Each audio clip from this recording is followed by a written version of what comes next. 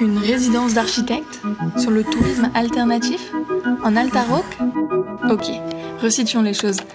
L'Altaroc est une micro-région de Corse du Sud dont l'organisation territoriale a largement été influencée par la tradition de la transhumance. Campagne paese. C'est l'une des premières expressions entendues une fois arrivé en Corse. Alors, c'est ce qu'on a fait. Équipés de nos carnets, on est monté.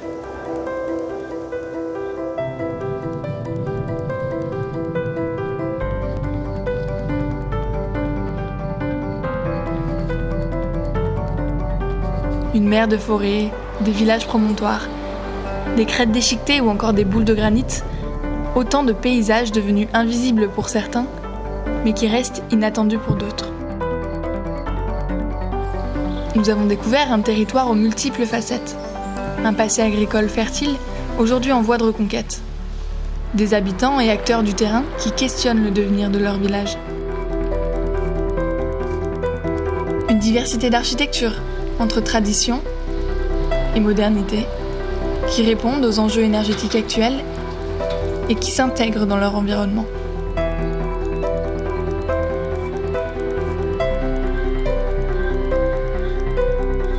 En immersion pendant 2 semaines, nous avons amorcé des réflexions autour d'un tourisme alternatif.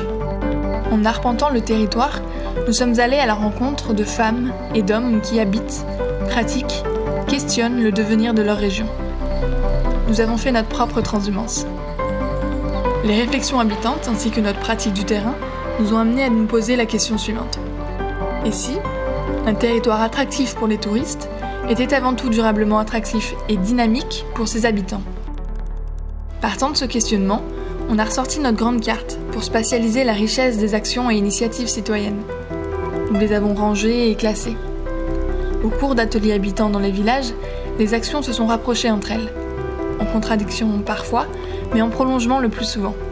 Les réflexions des uns ont nourri celles des autres. Des fils ont pu se tirer et des futurs communs s'envisager. Une transhumance 2030 commençait à se dessiner. Nous avons collectivement mis ces idées en débat lors d'une table ronde finale afin d'amorcer une projection partagée de ce territoire. Finalement, le dessin de cette transhumance 2030, réinterprétation du monde d'hier pour demain, est comme un souhait d'ouvrir le champ des possibles, comme un fil conducteur de l'identité commune du territoire, qui serait nourri par tous et appropriable par chacun.